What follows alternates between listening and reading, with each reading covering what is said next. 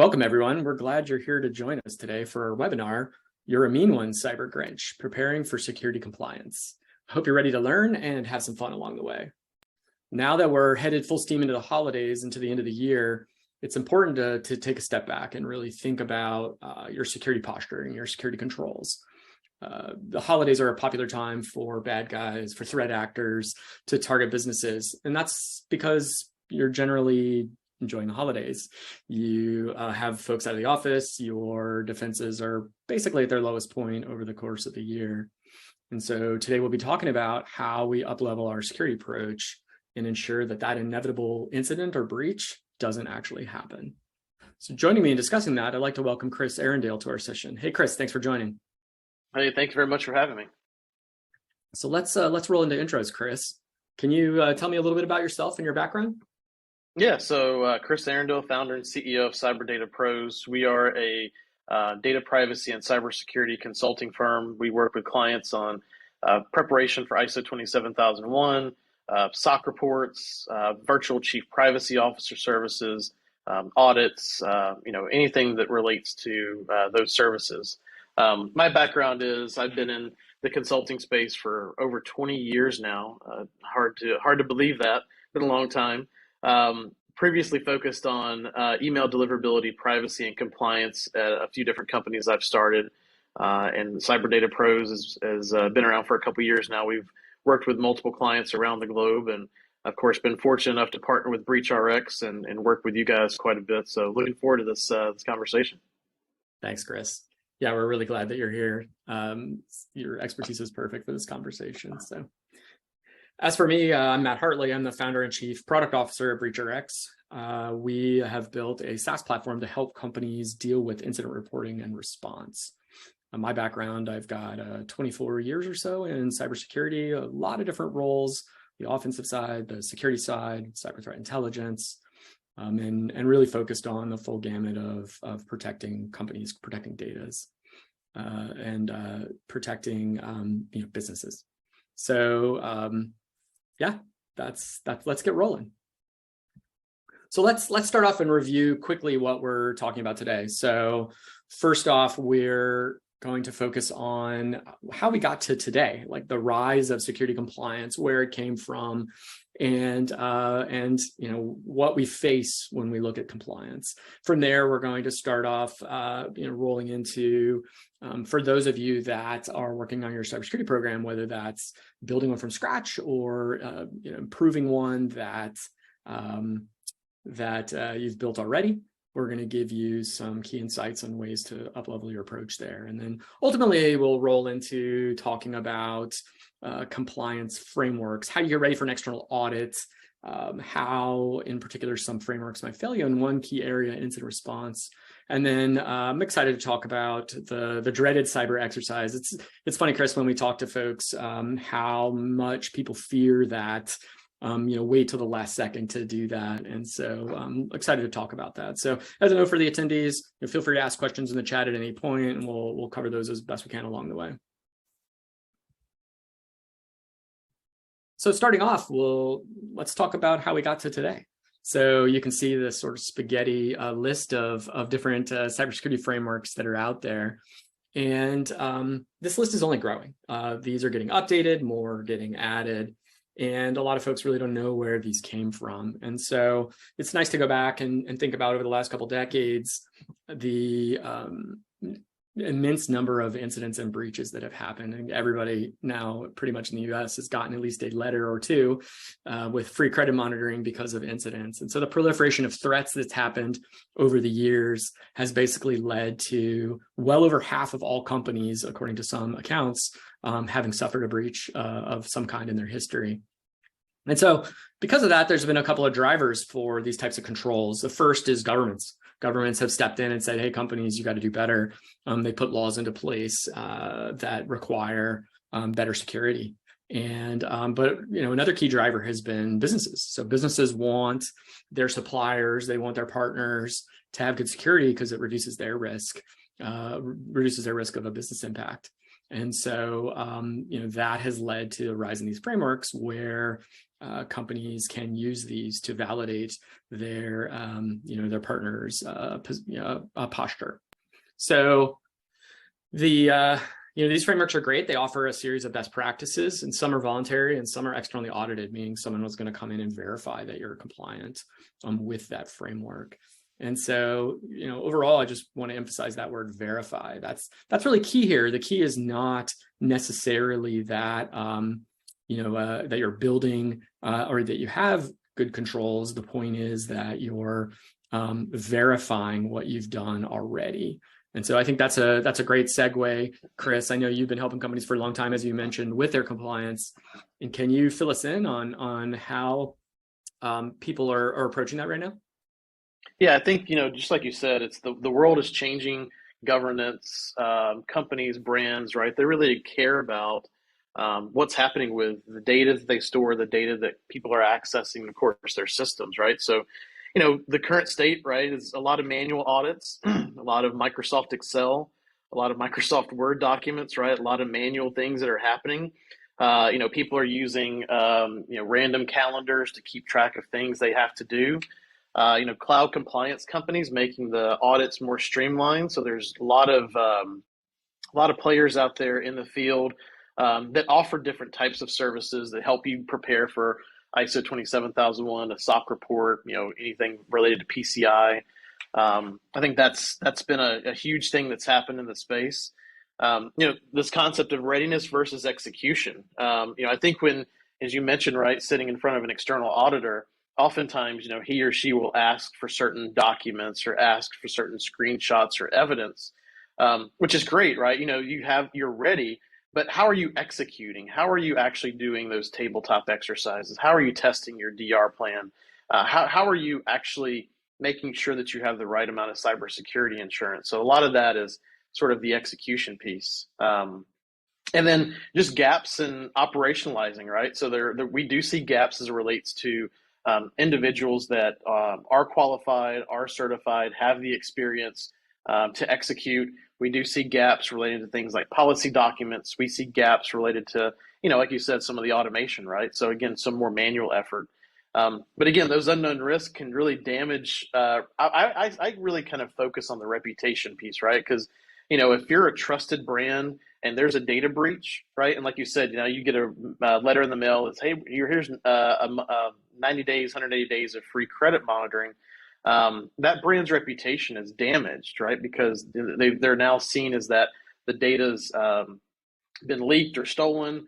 And how do you kind of recover from that? And, again, having some of these certifications in place, executing on data privacy and compliance, making sure that you've got a data governance solution, and then helping to, again, restore that trust is really important for businesses because, again, it takes 1 minute to lose that trust if something like this happens. And so I think it's, again, the current state is something that, again, I know that Matt, you and I talk about quite a bit, and making sure that automation is there. But again, from our services and platform perspective, helping clients understand that what they need to do and what they should be doing sometimes are different.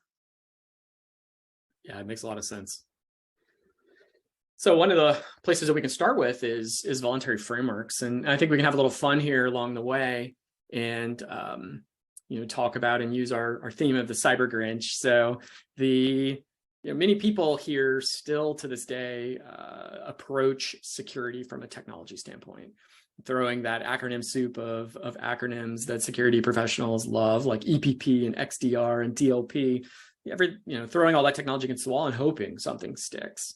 But rather than do that, we can dodge the Grinch, if you will, and lean into one of these voluntary frameworks to support building out or improving our program. The two that I like to talk about are CIS Controls and the NIST Cybersecurity Framework. And they're a little different, but both are voluntary and both help companies comply and build good programs. So the CIS Controls is built by the Center for Internet Security. And for those of you that have been around a while, you may recall the SANS Top 20. The SANS Top 20 has been morphed into the CIS Controls. And so there's 18 controls total, a number of different categories. I like them. They're clear and very concise safeguards that they lay out. And it's well organized. They organize by the different types of activities that your security program is going to have. One of the other great things here is this is very actively maintained. CIS is constantly updating it. In fact, they're up to version 8 now of these controls. The other option here is NIST Cybersecurity Framework. It's more strategic, I would say. It's got 5 functions in a comprehensive set of subcategories. And here it's organized by the life cycle that NIST believes that you have in a security program. And one of the really great things about aligning to this is potentially a little more complex, but it's globally recognized. And in fact, laws now across the world are starting to use NIST cybersecurity framework as a reference point for good security. And so, for those of you that are, building out your program, pick one of these. Look across the different controls or functions and look and try to identify the areas that you're weak and focus on improving those. So rather than thinking about and going and buying technology, go look at activities like protecting your data, like improving your identity and access control, like incident response, and digging in deeply on those areas, and that will help you improve your program. So Chris, let's say your program's in really good shape and you're ready to get that external audit. Where would you start from there? Yeah, there's I would say 3 key things right now, right? So the first one is running a formal assessment. That formal assessment is going to uncover any gaps, any findings, anything that needs to be worked on, right? Whether it be a missing policy document, whether it be DLP rules, whether it be firewall rules, or any sort of a pen test or vulnerability scan, all those things, right? There's a lot of things that kind of go into this that need to be assessed and either corrected to figure out those gaps. I think that's a big one. And then next thing is just a risk assessment. We often find when we're working with clients is that there's risks in the business that maybe not everybody knows, right? Whether it be HR, whether it be operations or IT, or even the C-suite, right? Oftentimes, you talk to HR and they've got a lot of risks they talk about, and C-suite has no idea, or IT is not really helping HR with maybe some of their system issues, or whether it be onboarding, offboarding, things like that. But putting together that risk register and identifying and scoring those risks to see what level they are, again, and put together a treatment plan related to those risks. I think that's a key part. Both of those are critical, right? And then identifying any sort of compliance or regulatory issues. Are you subject to GDPR? Are you classified as a business under CCPA, CPRA? And then formalizing an incident response process. It amazes me the amount of brands that we've worked with that do not have an incident response process, much less an incident response policy. Having the right communication, having the right contact details, understanding what everybody's needs and asks are important, but then testing out that response process, right? Because if you don't test it, you never know if it's actually going to work. And once you do test it, having a retro to say what worked, what didn't work, how can we correct this, and essentially what can we do kind of moving forward. And so, Matt, I want you to, if you could, maybe talk a little bit more about this incident response process and how we can kind of prepare for it. Yeah, sure thing, Chris. I think what is highlighted from what you said to me is how companies struggle with incident response. And to me, it's amazing and a good place to start that even today, after decades of technology improvement, that the 30-page paper incident response plan is the best practice, or at least people believe it's the best practice. And it's especially shocking given that we've heard over and over again how those plans are essentially useless when you have a real incident. And if you think about it, it makes a lot of sense. Those incident response plans tend to be pretty strategic, tend to be more oriented to the functions of the business that need to participate, or it focuses on laying out at a very high level the types of actions that you're going to take. And so those cybergrinches that are out there, they really love it when you focus on the paper plan, because then it makes their lives easier, the bad guys' lives easier to compromise your business. And so how can we approach this differently? How can we think about incident response in a way that's more productive for the business? And the first off is let's take at least 1, maybe 2 steps down from that paper incident response plan. Let's look at actual processes and actual procedures that we need to take when we have different incidents. And all incidents are not the same. There's a real big difference between losing a laptop with customer data on it, between a phishing incident, and between a ransomware attack. And so, building out and understanding the difference in the types of approaches that you need to take for each of those 3 is really important.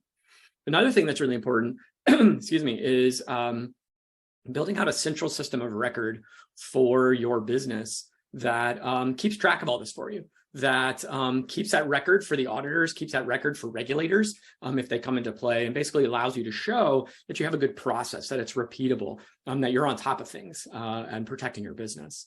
And in the US especially, we want to do things to enable legal privilege, protecting legal privilege. And that's because you don't want to end up in court or have someone from your business have to show up in court and explain the detail, the conversations, the dialogue that occurred during your incident. You want only that factual record of the specific actions that you've taken to be out there. And so building your processes and procedures in a way that protect legal privilege is really important.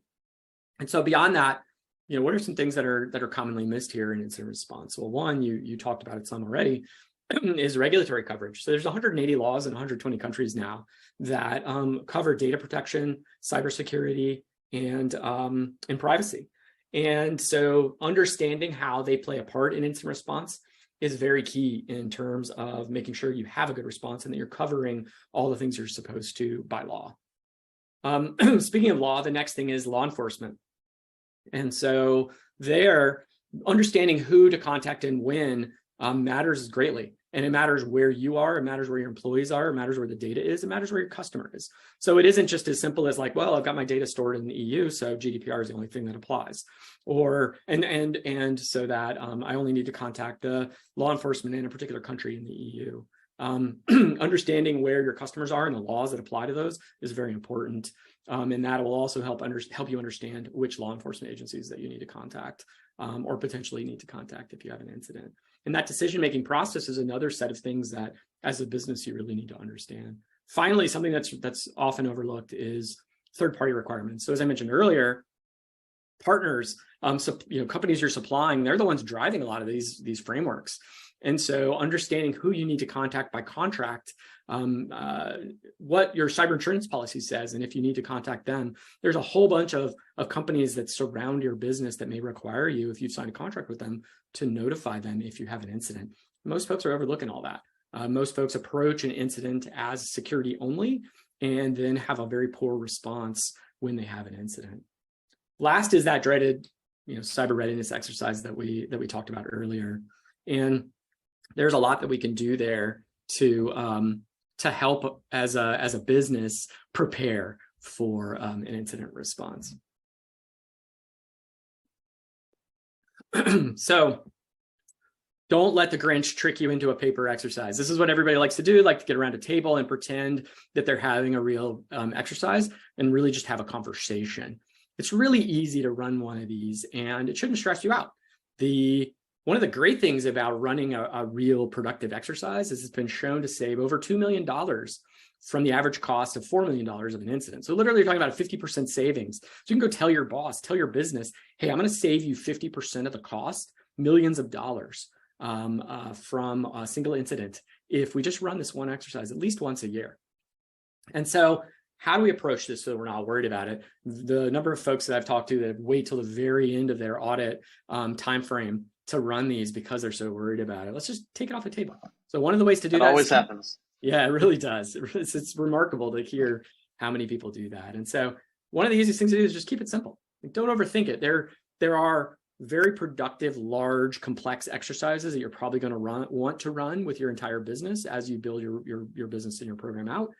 But you don't have to start there. If you don't know what to do, just think of something simple like a phishing exercise. Phishing is a real common way that adversaries get into businesses. So let's pick that. If that's not super applicable to your business, then just think about how you would want to compromise your business if you were a bad guy. Like, what are the areas of your business that are maybe weakest or least protected? And start there. Just pick something simple and get started. Grab a few key folks from your team that would respond to a real incident. And if your business is large enough, you have a bunch of people across a bunch of teams, then make sure not to just grab security people. Grab an IT person, grab a legal person. The breadth of team members that you have as part of your incident will really improve the outcomes and improve that practice, and really help your business be prepared for when that incident happens. And then, as I said earlier, like the paper exercise is a way to fail. So take actual steps. I think one of the things that we like to do at BreachRx is we will identify our scenario, and then when we walk through it, we'll actually go and check systems. Like if we're in a phishing incident, for example, an exercise phishing incident, then we'll go in and check systems and see if we have access to be able to audit user access, audit logs of activity. And that way we know that we are prepared. And so we're not just saying, oh yeah, we're prepared, like pretend we're prepared. So, taking actual steps as part of your exercise is very important and will help validate that you're really ready. And then as Chris noted earlier, like document your findings, do an RCA, list out and address those findings. You're going to find something in every exercise. It could be as simple as like a team member that really ought to be included. It could be, hey, there's a system over here that not enough people have access to with administrative rights. Or maybe it's the opposite. Maybe too many people have administrative rights to a system. And nonetheless, make sure that you document those along the way. And then make it repeatable. This is something that you don't want to do in a one-off basis. You want this to be real practice for real incidents so that when you have one, you can take the same steps and be successful. It's way too often, Chris, that I've seen auditors, hand a spreadsheet to a company and say like, hey, here's if you don't know how to do an exercise, here's a way to do it. And it's a very simple 2-row exercise and not a whole lot of help. And so, I think that doesn't do well for companies trying to prepare. It doesn't. And it's really just a matter of like, when, right? It's when the disaster is going to happen, when something's going to happen. We've all, heard these stories about ransomware, about phishing, these disasters will happen. It's a matter of how you respond to it and making sure that you've got the right team and they know what to do. I think that's the key point. Yeah, I agree. So let's talk through a real scenario and let's think about it as someone's getting started and really leaning in toward this incident response piece that we talked about. So while we're doing that, I'll pull up our platform, the BreachRx platform, and we can maybe use that to help talk through some things. That's great. And then we can go through some of these items. I think it's clear to the audience that, there are ways to kind of do an incident response plan. There are ways to get prepared, but, as it relates to, everybody's busy, everybody has so much work to do. What are ways that we can automate this? What are ways that we can document it in a platform like BreachRx that makes things really easy, right? So maybe the first thing, Matt, is, just talking about, again, I mentioned earlier that Microsoft Excel is not the answer, right? That automation is key. And, really a lot of people, for some reason, they just default to those manual approaches, whether it be an auditor that's telling them to do so, or maybe a team member or somebody that has previous experience. But again, Microsoft Excel is not your friend when it comes to this. Maybe show us a little bit about some of the automation that's in the platform. Yeah, 100%. I would say, as I noted earlier, it's remarkable to me how many people still approach incident response with by throwing people at the problem. And so the BreachRx platform is designed to help you through all of the compliance things that we've talked about, and to be able to also manage and run real incidents and know what you need to do and how to respond. So today we're going to focus on the compliance side of things. And so you can see here, we've built a lot of automation that helps you comply with a number of different cybersecurity frameworks and also makes it really easy to know what to do. And so, we've broken down each of these frameworks into a series of 18 steps that if you take, you're completely compliant with all of the frameworks that we've captured here. So all the ones we talked about, NIST, cybersecurity framework, SOC 2, ISO 27001, I'm in a number of CIS Controls and a number of others. And so one of the ways, 18 might sound daunting, but one of the ways that we help companies with this is with automation. And so we can, for example, talking about the regulatory requirements that we discussed earlier, that's something that we at BreachRx provide our customers is a number of regulatory breakdowns for knowing what you need to do if you have an incident. And so for us, it's super easy to make sure that you're compliant with us, because it's very easy for us to show that you're tracking the different regulations that apply to your business. And so you can see like a bunch of these frameworks are looking for you to manage and know who to contact when you have an incident. The other view that we have here is more of a compliance view. So let's say you are digging into CIS controls. So being able to go in here and see and understand like, all right, well, I've got most of this passing. What is it that needs attention? All right, well, it looks like in this incident response management category, law enforcement contact requirements need to be better understood and managed. And so if I was to start off my program, I could come into the BreachRx platform, get immediately started and go in here and say, all right, well, it looks like I need to do something about my law enforcement contact information.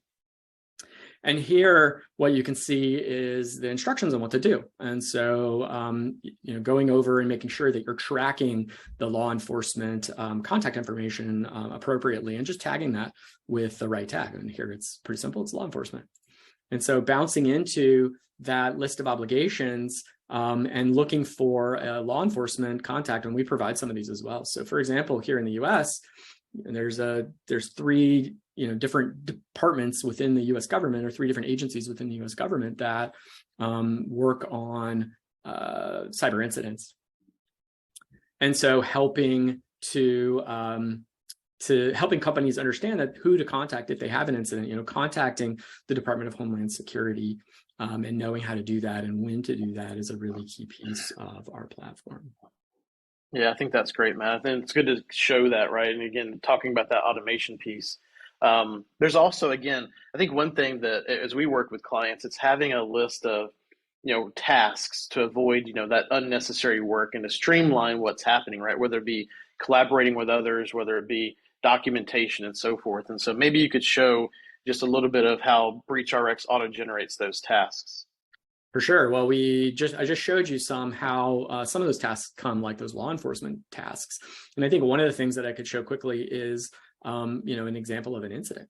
And so, we've got this incident that we've run previously. We will basically, I can jump in here, and this one is completed, but this is actually an exercise that we ran for ourselves. And so you can see here the real tasks broken down by phases, and you can come in and actually see, what do I need to do? And so in a real incident, the BreachRx platform would generate this task list, and you would start basically in the first phase, identification, and you would want to work through the requirements for each of those. And so here you can see it's pretty straightforward. Interview who was involved in this phishing incident and determine what happened. And as I said earlier, don't just do this, don't just wave your hands.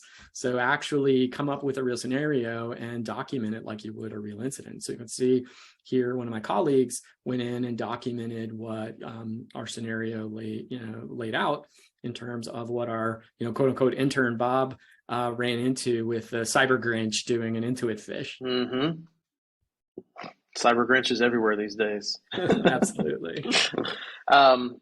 Again, one other thing too that we've talked about a little bit is that, again, ever-changing regulatory requirements around the world, right? Whether it be privacy laws or insurance requirements. And I know the BreachRx platform does a good job of documenting a lot of that and showing, what some of those, like for instance, insurance requirements are and what you need to comply with, which makes it really easy for having it all in one place. But also having the team be able to see everything pretty easily and pretty quickly. Yeah, that's right. And so as I just showed sort of in passing here, we've got a number of incidents in our environment here that we're showing off. And then we have, as I showed earlier, a number of different types of what we call obligations. So those requirements that you have when you have an incident, those could be regulations, they can be contracts, they can be security procedures. They can be lots of different things here. And as you noted, one of the things that's really common is a cyber insurance plan. And so we have the ability to go in and capture that. And this is really important. Actually, I think every customer that we've worked with recently over the past, say, year or so has had a surprise, at least one surprise coming out of them really looking at their cyber insurance policy. I'm looking at the exceptions, for example, what isn't covered by that policy. And the insurers are getting pretty aggressive here in breaking down and excluding certain types of incidents or certain types of activities that really are broadly applicable to lots of different types of incidents. And so you think you might be covered by your insurance policy, but you're really not. Yeah, I think that's key. I was working recently with a client that was asking for a fidelity insurance, which turned out to be employee lying insurance. So there's all sorts of different policies and plans out there. And so what do you comply with, and really what are the regulations telling you? I think last piece to this, right, is the reporting. Every auditor that we work with, they want reports, they want screenshots, they want data that shows evidence of, not just the full incident response plan, not just an exercise, but also, again, contact information as you showed, but making it easy for the auditors to see the data either within the platform or some sort of an export, as opposed to pulling sheets of paper from many different places, I think streamlines the process, Matt. And so I think that's really key to the platform too. Yeah, and I can just very quickly, I pre-positioned a print here just to show everybody, those control frameworks I showed earlier, like say you're getting a SOC 2 and you have an external audit, we make it really easy to export a PDF that's actually very clear. Auditors love this. And hopefully you're handing them one that's all green, but ultimately auditors love that this is very concise, and it's a great place for them to start to know that you have all of this covered. The other key thing that we have is the ability to generate automatically a report for different types of incidents. And so auditors love proof. That's really key. And so here is that intern Bob exercise incident that I was showing here just a couple minutes ago. And so you can see we have an automatically generated report that lays out all the details for all the different things that were accomplished during that exercise. And then it has an audit log attached to it. And so being able to generate this report and export it to PDF and hand it to your auditor, auditors love that too. It makes your life easy, makes their life easy, which is going to make it much more likely you're going to get an audit more quickly. You get your audit done, more quickly. Yeah, no, I think that's key, right? Is that it's speed, but it's also accuracy, and you're not printing from different systems and pulling different pieces of paper. Like you said, auditors love the ability to see things easily, clear, and the platform does that. Yeah, and I think with that, like one of the things I would point out really quickly is, with exercise in particular, knowing it's a stress point for a lot of people, we have also built what we call directed exercises. So the ability for our platform to guide you through it, just to make it even easier and take that stress away that we talked about earlier. Yeah, that password reset's always a big one, right? Yes, it is. Got to do that quickly. Yeah. So Matt, as we're winding down, we do have some questions from the audience that came in. One of those for you is really, so again, going through all these details, what's the first thing that we should focus on? What's the one thing that as we start we can kind of focus on first? As you mentioned, right? Keep it simple. Have the team together, have the documentation. But where would you start first? Yeah, like I said, I think, well, for me, if I'm starting, I would want to understand what I'm aligned to. So so let's presume I'm brand new to a business and the business has no security controls, then I'm going to be starting with picking CIS Controls or NIST Cybersecurity Framework, and I'm going to work my way through that. Break it down into sections, potentially look at my business, understand what I need to protect, and really just start to build security controls to align to those different sections of, let's say, CIS controls, and then understand what my processes are, what my procedures are, and how that helps protect the business. And so just start there. And it sounds like a lot because, for example, in CIS controls, there's 18 different areas. But really, when you think about your business and look at your security controls, you can usually narrow those down to a couple to start with, like getting visibility in your environment or protecting highly sensitive intellectual property in the business, making sure you have backups of critical information that keeps, say, a manufacturing plant running. And so really it varies depending on the business, but just using those frameworks helps a lot. Yep, great question. Another one that came in, I could take this one, Matt. It's the kind of which one do you prefer? Do you prefer SOC 2? Do you prefer ISO 27001? I would say from my perspective, right, ISO 27001 is definitely more of like a prescriptive certification, uses like universal standards, covers industry, geographic location, right? ISO stands for International Standards Organization. We tend to see clients, especially international organizations, sway more toward ISO 27001. It's really based around this concept of an ISMS, or Information Security Management System, to manage your program on a continual basis. Or SOC 2 is essentially proving those controls surrounding customer data within a certain set of time, right? So again, we work with clients on both. We have clients that have both as well, and so it's a matter of what your prospects and clients are asking for, what you need in your regulatory and compliance environment, and really what's going to help prepare you to make sure that, again, customer data privacy and security is really of utmost importance. But the good thing is, again, BreachRx doesn't care. It's choosing one, having those controls, having those exercises, and Matt, as you've shown, proving that information to an auditor. Yeah, it makes a lot of sense. I think another question here, this one that came in, is really aligned to you guys at CyberData Pros, is how long in your experience does it take to get ready for an audit? Great question. So I would say the fastest that we've ever kind of gone from 0 to 100 is really, about that 8 to 9 month program, right? It really takes a lot of, you need management buy-in. You need buy-in from the top, right? If you don't have that, oftentimes we see that things drag out. There's problems, there's issues, things don't happen. We focus a lot on the compliance piece. We then kind of get into like the technical controls. We do things like the assessments and the audits. But it's also we often find that it changes the landscape of the company.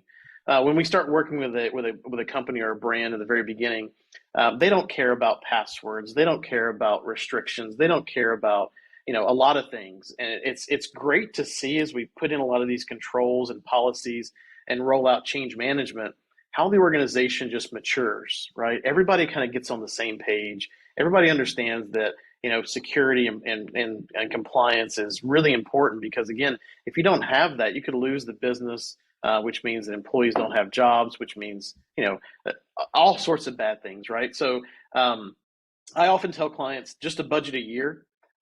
Sometimes it takes 9 months. It really just depends upon where they are and how mature they are in their program, and of course how big they are. We often find that we work with clients that have 25 offices around the globe. They've got AWS, they've got Azure, they've got all these different systems. It's really kind of getting our arms wrapped around what we're going to focus on as far as compliance and certification goes as well. Makes a lot of sense.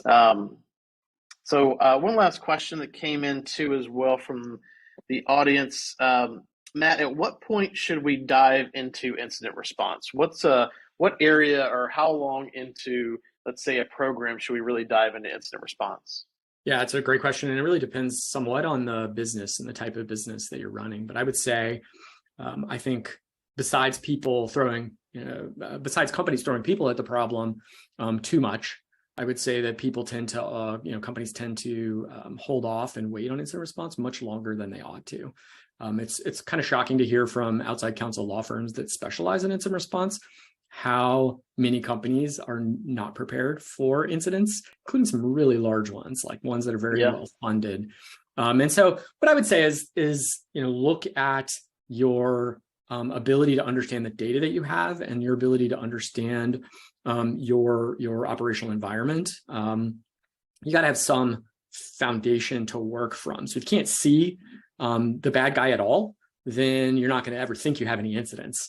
And similarly, if you don't know, at least to some degree, where your data is at, what your risks are around that data, then again, it's really hard to know. You might know you have an incident, but you don't have any idea how important that incident is to your business.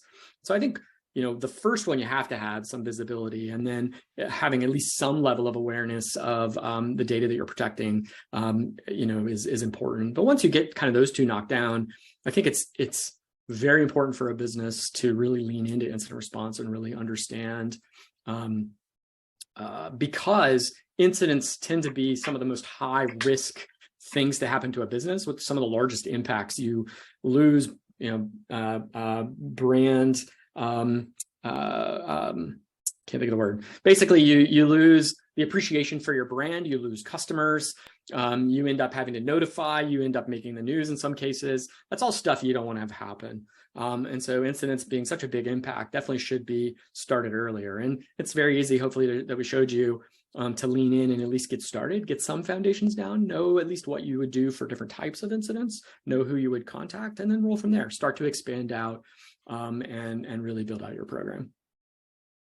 Sounds great. Thanks, Matt. That's all the questions that we had come in. I really enjoyed this discussion. I think that there's a lot more here to talk about. I think we're just scratching the surface, but loved talking to you guys and love the platform. And so looking forward to hopefully doing another one of these. Yeah, thanks so much, Chris, for joining. And yeah, it's been a blast. And hopefully everyone enjoyed our Grinch theme and enjoys their holidays and avoids any cyber grinches. And thanks, Chris, again for joining and being a great partner.